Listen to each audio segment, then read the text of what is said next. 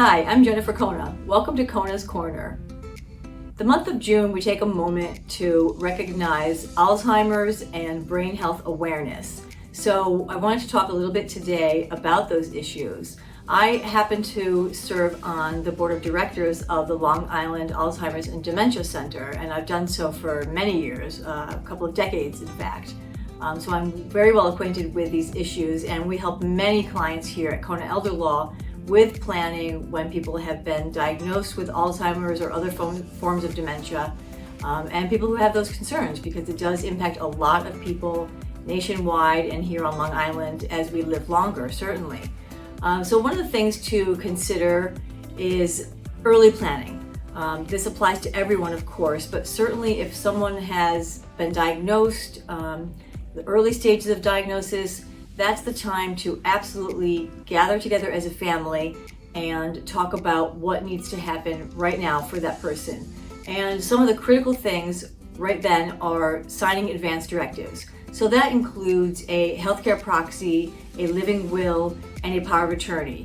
And what that will entail is that as the person projects down the trajectory of a disease of Alzheimer's or any other brain health, dementia, or related issues, they will then have someone in place, an agent, to make medical decisions, healthcare decisions, and financial decisions and actions on their behalf if they have named an agent in those advance directives.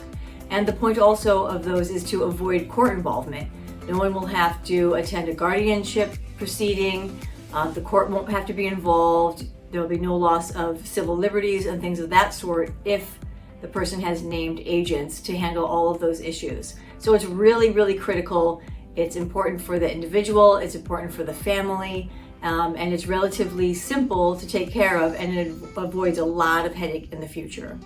And then of course there's asset protection planning. Also very important for any kind of brain health issue that may come up in the future, because that individual could be looking at years and years of healthcare needs, which means a lot of expense.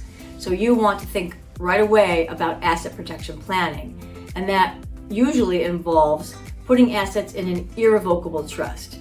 Now the trust has to be irrevocable, and the assets have to be in the trust for 5 years in advance before there's a healthcare need, in order to make that person eligible for government benefits such as Medicaid.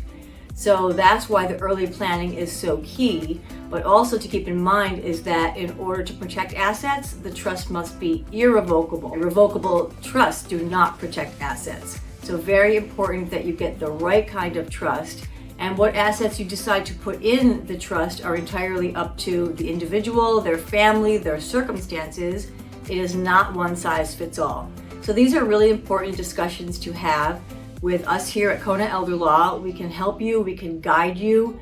People come into us having no idea what to do. You're not supposed to know what to do. That's what we do with you and for you. So if you have a diagnosis, if a loved one has one, if you're considering these issues in this month of brain health awareness, come in, make an appointment. Our consultations are free, and we're happy to walk you through this.